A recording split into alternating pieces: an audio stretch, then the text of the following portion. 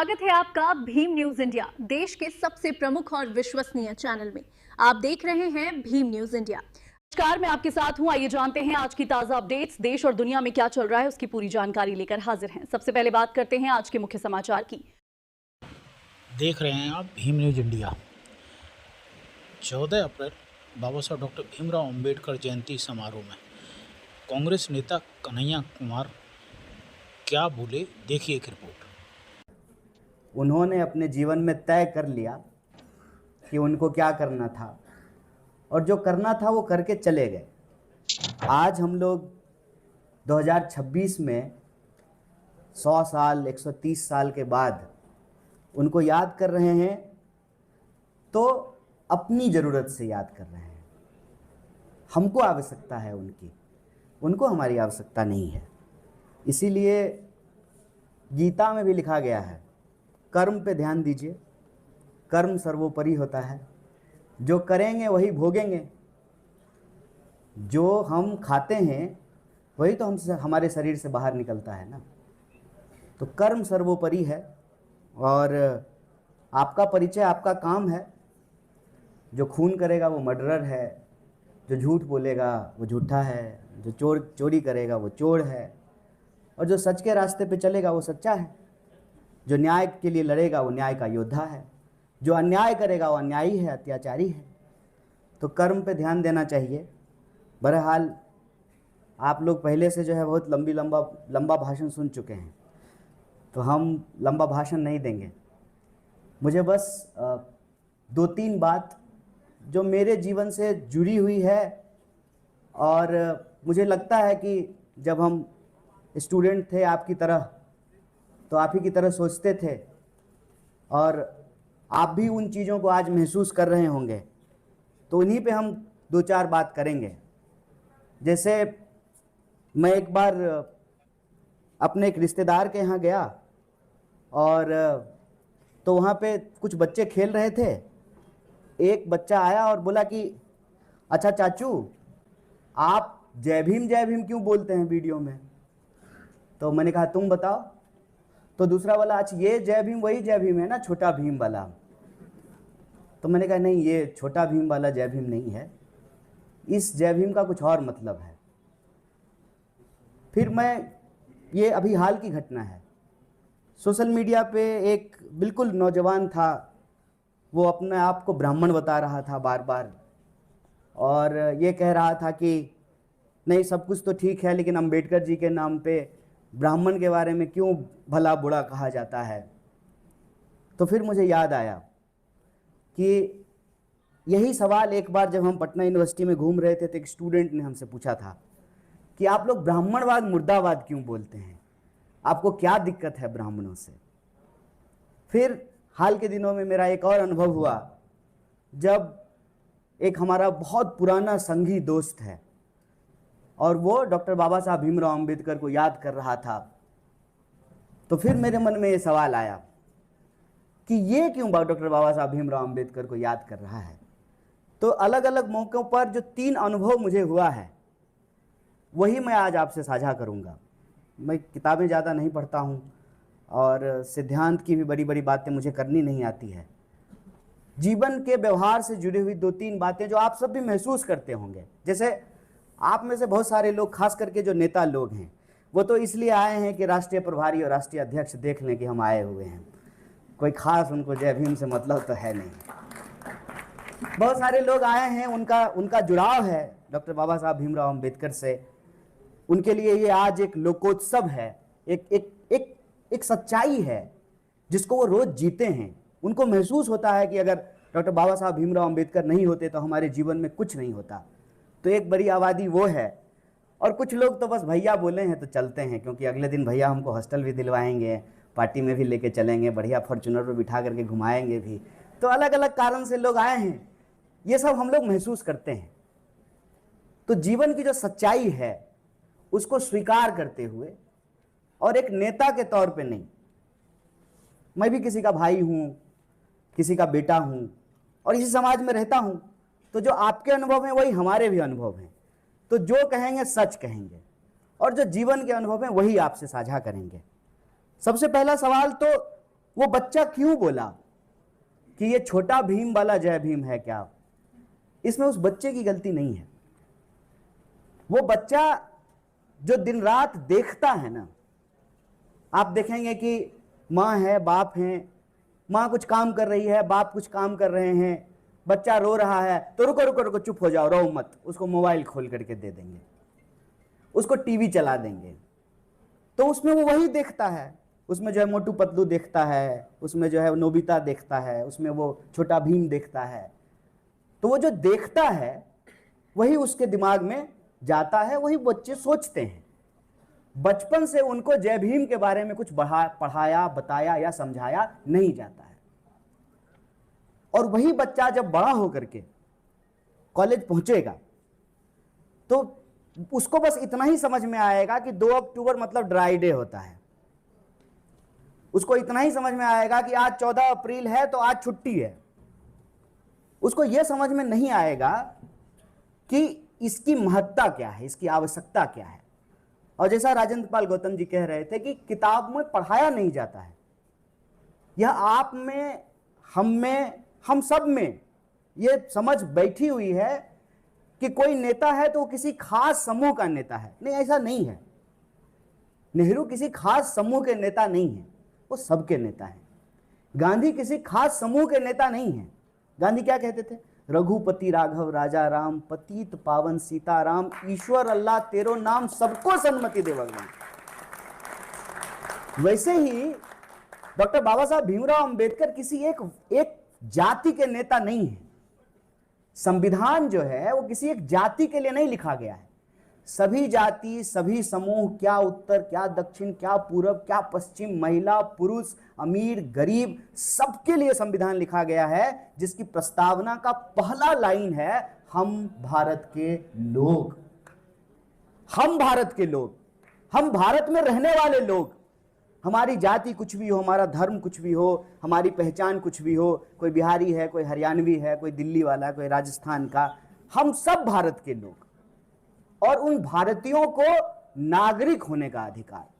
नागरिक होने का अधिकार मतलब, नागरिक होने का अधिकार मतलब ये कि आपकी जात क्या है और आपकी औकात क्या है, इसके आधार पर आपके साथ कोई भेदभाव नहीं किया जाएगा।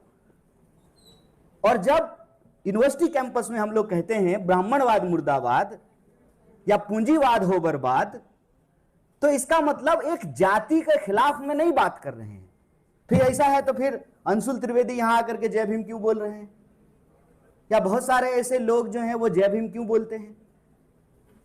वो जय भीम बोलते हैं और उसके साथ जब कहते हैं ब्राह्मणवाद और पूंजीवाद की मुखालफत करते हैं, इसका मतलब यह है कि जात और औकात के आधार पर किसी व्यक्ति के साथ, किसी मतलब किसी व्यक्ति के साथ कोई भेदभाव, ऊंच नीच नहीं किया जाएगा।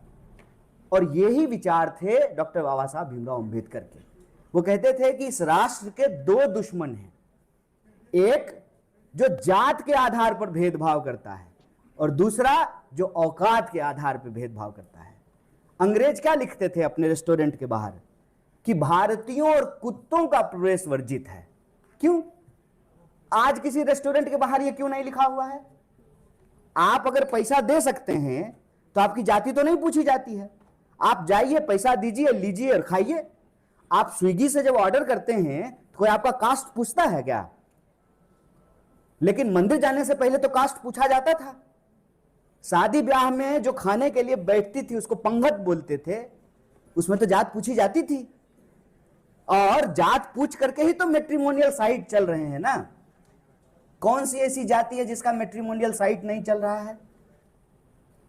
सब जाति का अलग अलग जो है मैट्रिमोनियल साइट है। मजेदार बात देखिए, बम्बल पे जात नहीं पूछ रहा है, टिंडर पर भी जात नहीं पूछ रहा है, और मैट्रिमोनियल साइट पे जात पूछ रहा है। इसको नोट किया कि नहीं किया आप लोगों ने? अच्छा, आप लोग बम्बल पे नहीं है क्या? होंगे, हमको थोड़ी बताएंगे। हिंज पे हैं, अच्छा ठीक है। वहां कोई जात नहीं पूछ रहा है।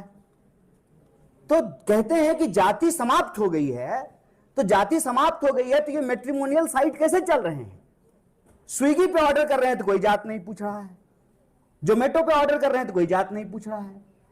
तो जो अंबेडकर कहते हैं कि जात के आधार पर, औकात के आधार पर लोगों के साथ जो भेदभाव होते हैं, ये राष्ट्र के दो सबसे बड़े दुश्मन हैं।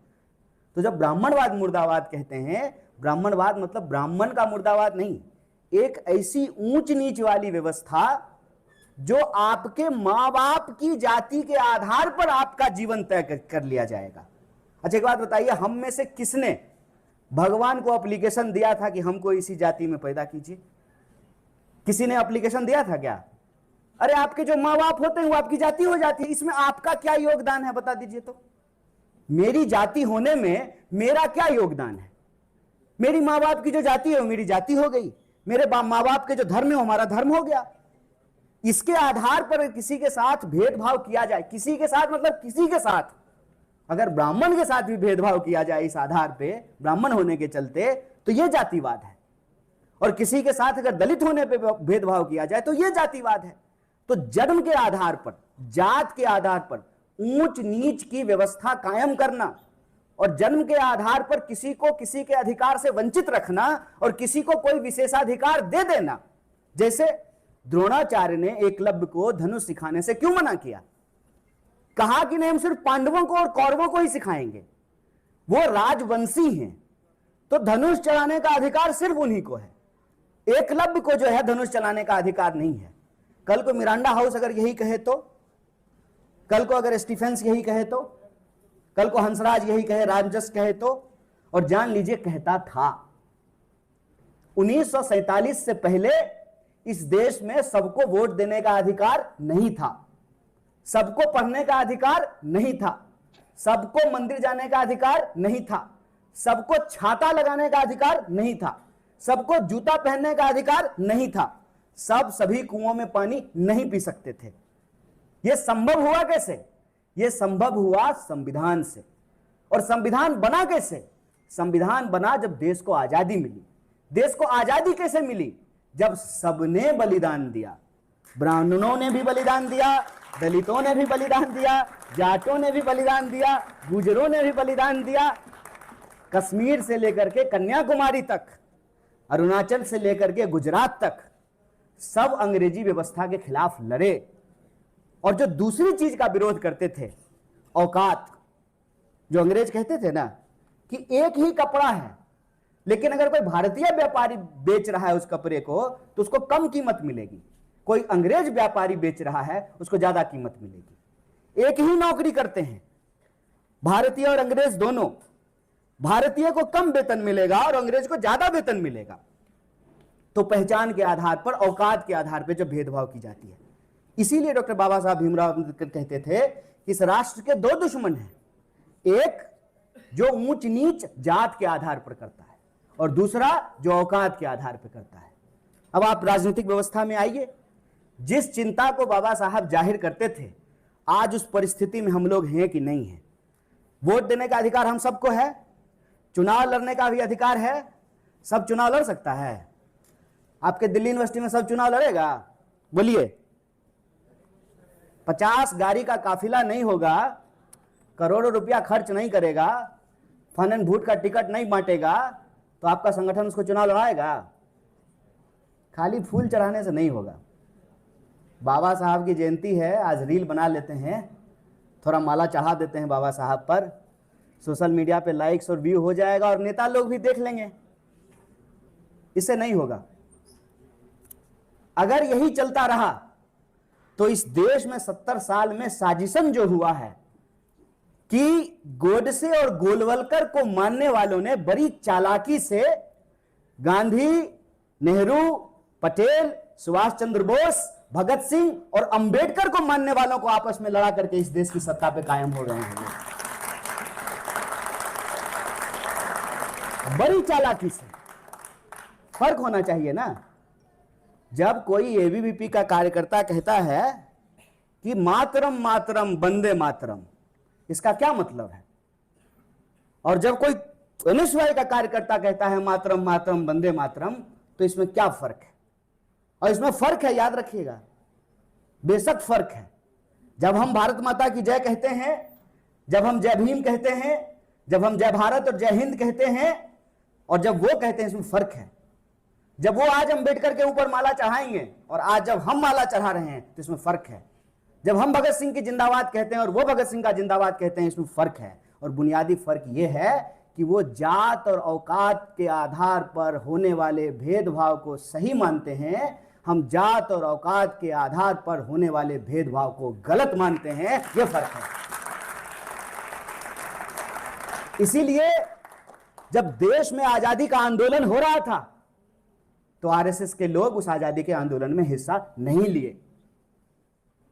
उन्होंने कहा कि अंग्रेज हैं, बढ़िया है, अंग्रेज चले जाएंगे तो मुसलमान वापस से जो है मुगलिया शासन कायम हो जाएगा। और गांधी ने कहा कि नहीं, अंग्रेज जाएंगे और हमारा स्वराज बनेगा, पूर्ण स्वराज मिलेगा और भारत में पैदा होने वाले लोग ही भारत के लोगों की सेवा करेंगे और राजनीति शासन की विषय वस्तु नहीं होगी, सेवा का, संकल्प का और संघर्ष की विषय वस्तु होगी। और संघर्ष जब कहते हैं तो संघर्ष रोज होने वाली चीज है। ऐसा नहीं कि एक दिन हो गया, लाइफ टाइम रिचार्ज नहीं होता है संघर्ष का। संघर्ष रोज करना पड़ेगा। अपने संगठन के भीतर भी संघर्ष करना पड़ेगा और अपने संगठन के भीतर यह संघर्ष करना पड़ेगा कि खाली हम लोग वोट ही देंगे, कि खाली हम लोग जो है यहां आकर के हमेशा दर्शक दीर्घा में ही रहेंगे, कि कभी हम भी मंच पे आकर के भाषण दे सकते हैं। ये उम्मीद जिस दिन मर जाएगी उस दिन लोकतंत्र कायम नहीं रहेगा। इसीलिए डॉक्टर भीमराव अंबेडकर ने कहा कि जब नेता को हम भगवान मानने लगे, और कहा ना, नेता तो खुद ही कह दिया कि हम जो है बायोलॉजिकल नहीं है, हमारा अवतार है, कहा ना। और उनके समर्थक भी ऐसे ही हैं। वो धर्म के रक्षक नहीं है, वो राष्ट्र के भी रक्षक नहीं है। वो एक पार्टी, एक दल और एक नेता के जो है अंधभक्त बनकर के घूम रहे हैं। और जब हम अंधभक्त होते हैं तो हम कुछ भी हो, हम नागरिक नहीं बचते हैं। नागरिक होने की बुनियादी शर्त क्या है? नागरिक होने की बुनियादी शर्त यह है कि हम संविधान की व्यवस्था में विश्वास करते हैं और जो संविधान की व्यवस्था ने हमको नागरिक बनाया है, हम अपने अधिकार को भी जानते हैं और अपने कर्तव्य को भी जानते हैं। नागरिक होने का मतलब यह है कि अगर हम विद्यार्थी हैं, अपने कॉलेज में गए हैं, तो कॉलेज की जो कुव्यवस्था है हमको वो नजर आएगी। हम प्रिंसिपल के अंधभक्त नहीं बनेंगे। या कोई भैया, कोई दादा 10 साल से जो है तेरे नाम सिनेमा में वो सलमान खान था ना, फेल करके 10 साल से जो है वहां पे जो है कॉलेज में गुंडागर्दी कर रहा था, देखे हैं ना। दिल्ली यूनिवर्सिटी में भी ऐसा होता है। 15-15 साल से जो भैया जा ही नहीं रहे हैं। कहा है भाई, तुम ही स्टूडेंट लीडर रहोगे सब दिन, कि जो आज स्टूडेंट है वो स्टूडेंट का लीडर होगा। तब आपको चुनना पड़ेगा कि आप चापलूस बन रहे हैं, अंधभक्त बन रहे हैं, किसी पार्टी के, किसी दल के, किसी नेता के झोला उठाने वाले बन रहे हैं, कि आप नागरिक बन रहे हैं। अगर आप नागरिक बन रहे हैं, अगर इस देश में नागरिक बनने की प्रक्रिया चल रही है, तब तो लोकतंत्र बचेगा। और अगर नागरिक बनने की प्रक्रिया नहीं बचेगी तब लोकतंत्र भी नहीं बचेगा, क्योंकि लोकतंत्र और आजादी कोई लाइफ टाइम रिचार्ज नहीं है। और दूसरा, उन्होंने कहा कि जब हम धर्म को राष्ट्र से ऊपर मान लें, मतलब यह कि एक देश के भीतर अलग अलग धर्म के लोग रहते हैं।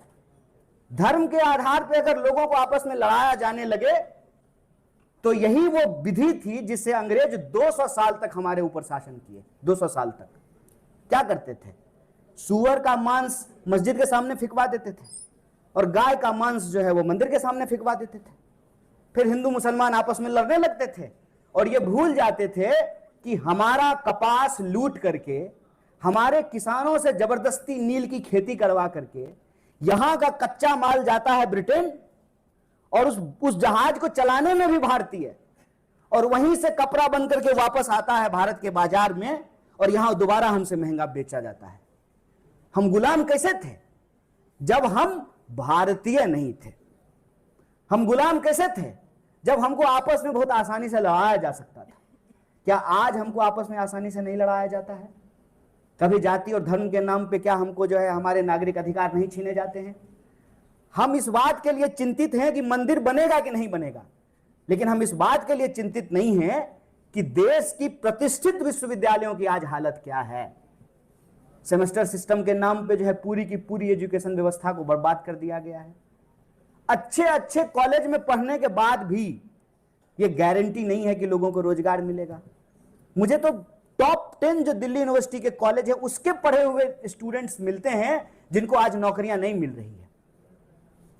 वो भी सोच रहे हैं कि पढ़ाई लिखाई बेकारे किए हैं, इंस्टाग्राम पे इन्फ्लुएंसर ही बन जाते हैं, कुछ लाइक व्यूज मिल जाएगा, कुछ पैसा आ जाएगा। आज एजुकेशन की हालत क्या हो गई है, पढ़ने लिखने के बाद भी रोजगार की गारंटी नहीं है। लेकिन यह सवाल राजनीति का विषय नहीं है। आप में से कितने लोगों को यह मालूम है कि देश की अर्थव्यवस्था में शिक्षा के ऊपर कितना खर्च किया जाता है, हमारे शिक्षा का बजट कितना है। और जब अगर हम ये हमारी चिंता नहीं है तो फिर बाबा साहब भीमराव अंबेडकर के जयंती के दिन माला चढ़ाने से क्या होगा।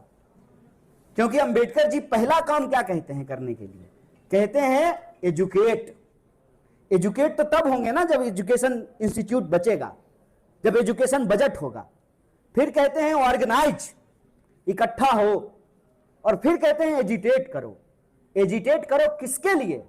एजिटेट करो अपने नागरिक अधिकारों को बचा कर रखने के लिए।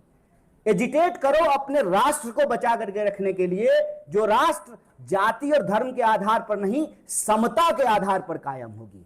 हम भारत के लोग इस सोच पर कायम होगी।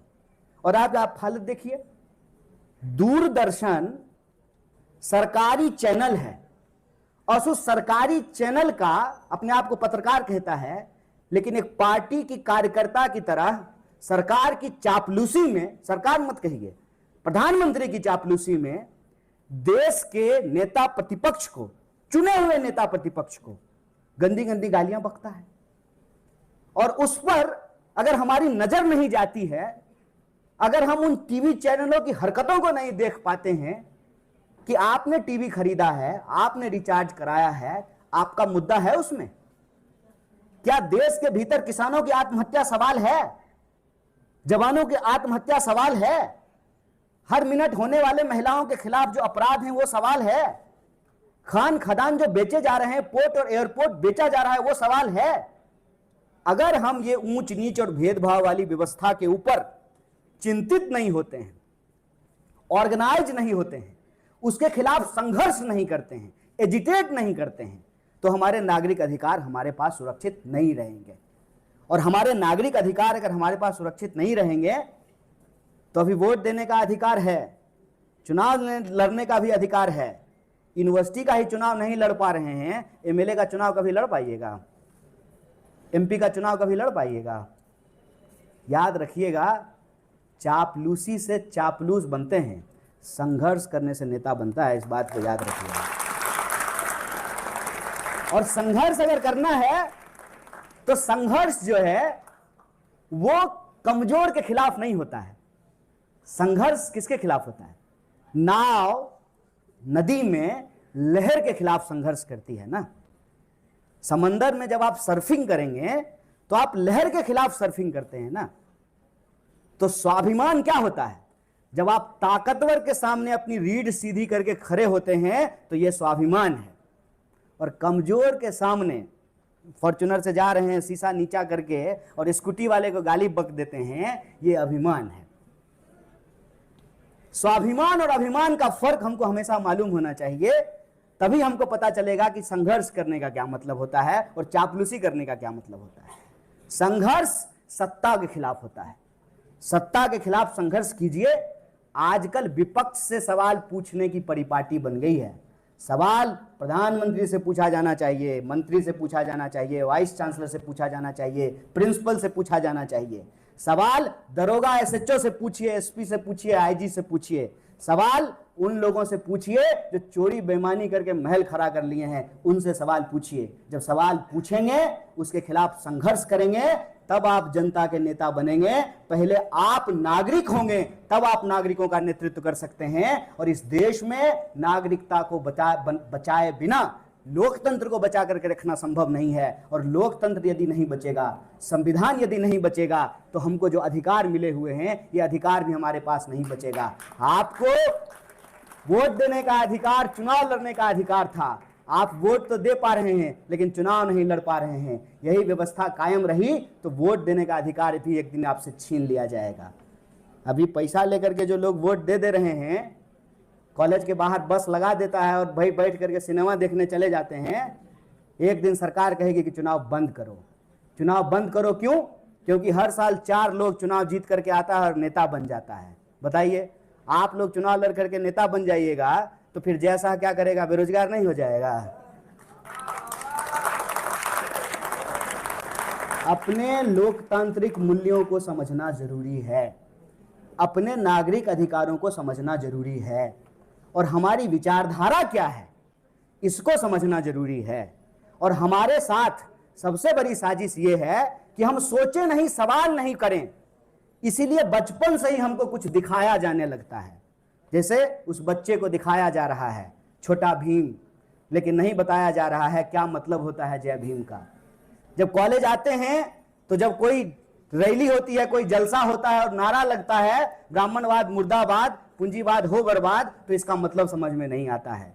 और तीसरा और आखिरी बात जो मैंने कहा कि कई बार कंफ्यूजन होगा जब एबीवीपी का लोग भी अंबेडकर जी के ऊपर माला चढ़ाएगा और भगत सिंह के ऊपर माला चढ़ाएगा, तो उससे ये तो पूछा जाना चाहिए ना, रे भाई तुम माला चढ़ा रहे हो भगत सिंह के ऊपर, भगत सिंह ने तो किताब लिखी, मैं नास्तिक क्यों हूं? और तुम कहते हो कि एक धर्म के लोगों को ही यहाँ रहने का अधिकार है। तुम्हारे सारे नेता कहते हैं कि यहाँ जो है बाकी लोगों को रहना नहीं हो, दूसरे देश में चले जाए। तो तुमको तो कोई अधिकार नहीं है भगत सिंह के ऊपर माला चढ़ाने का। तो मैं भी अपने उस संघी दोस्त को फोन किया और बोला, कितना ड्रामा करोगे 2-4 फेसबुक पर लाइक के लिए? बताओ, अंबेडकर जी का जयंती मना रहे हो, कम से कम एक बार अंबेडकर जी का वो 21 प्रतिज्ञा पढ़ तो लो। एक बार आप लोग जाइए गूगल पे और अंबेडकर जी को जो 21 प्रतिज्ञा है उसको गूगल सर्च करके आज पढ़ लीजिएगा। उसके बाद कोई भी संघी दोस्त आपको अंबेडकर जी का जयंती मनाता हुआ मिले तो जैसे मेरे मन में सवाल आता है ना, आपके मन में भी सवाल आना शुरू हो जाएगा।